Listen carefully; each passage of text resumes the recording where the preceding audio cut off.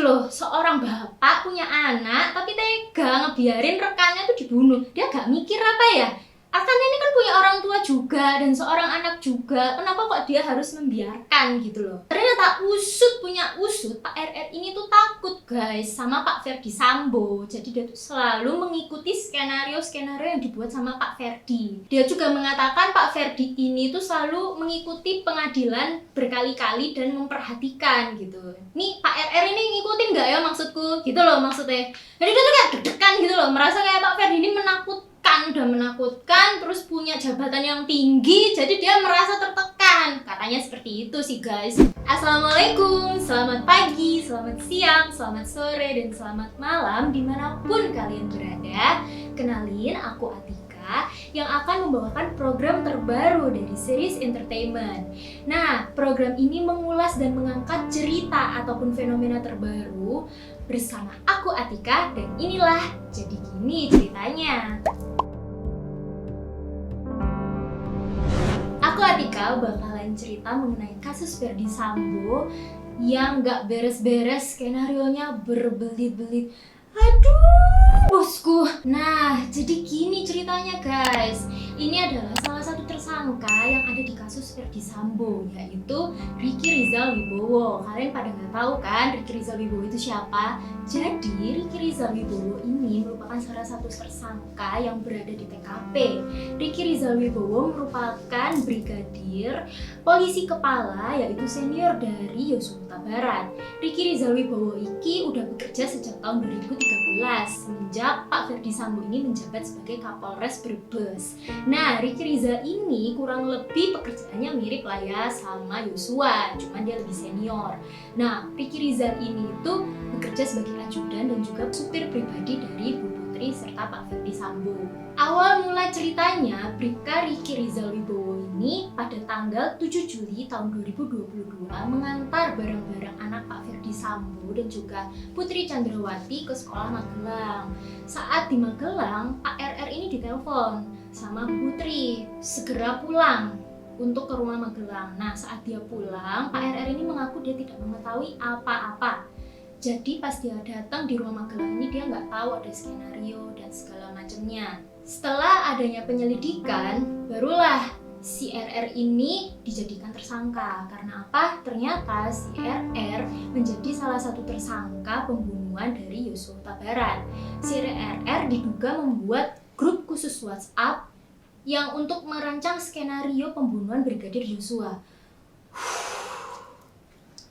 Wow, gila, ini kayak sinetron banget ya guys.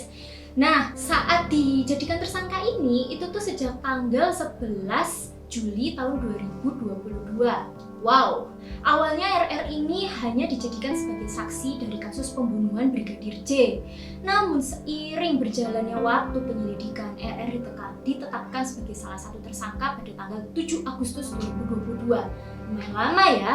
Jadi dia tuh udah ketahuan dari Juli tapi baru tersangka di bulan Agustus. Oke. Menurut jaksa, sebenarnya RR ini memiliki kesempatan untuk mengetahui dan memberitahukan kepada Joshua bahwa sebenarnya Joshua, kamu ini bakalan dibunuh loh gitu. Kamu harus hati-hati. Tapi si RR sangat disayangkan. Dia tidak memberitahukan Joshua, malah membiarkan Joshua mati tertembak.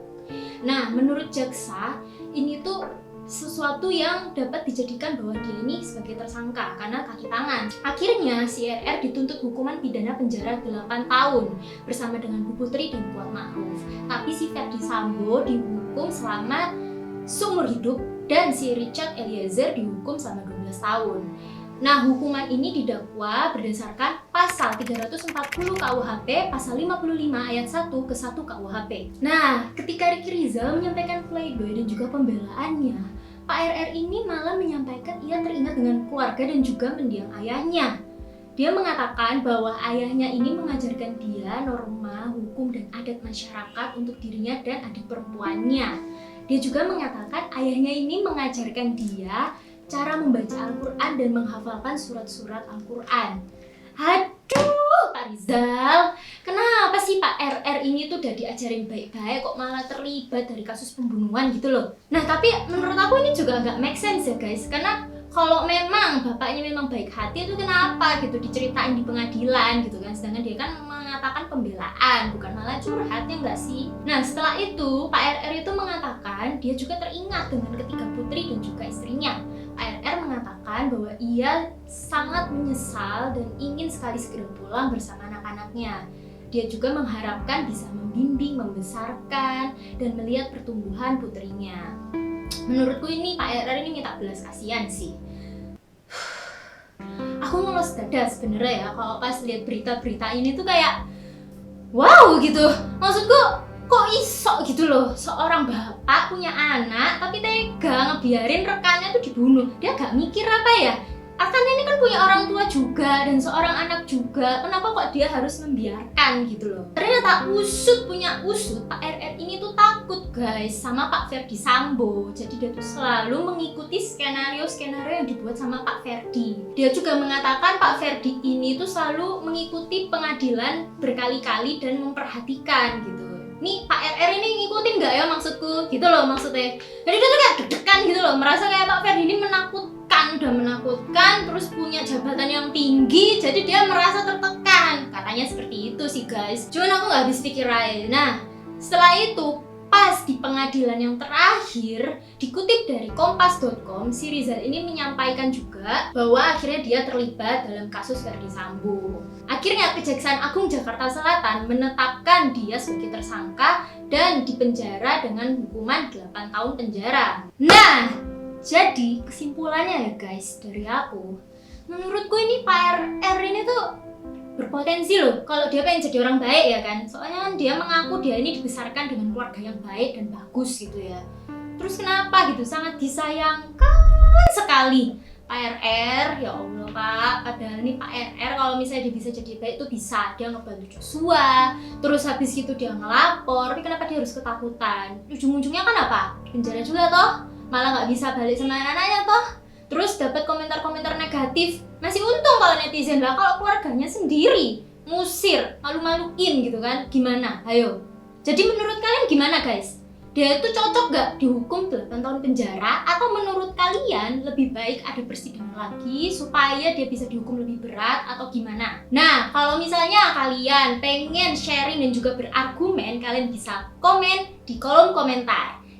Jangan lupa like, comment, subscribe, dan juga share ke konco-konco kalian ya rek. Dengan aku Atika, pamit undur diri. Medok nan cantik. Wassalamualaikum. Bye-bye rek.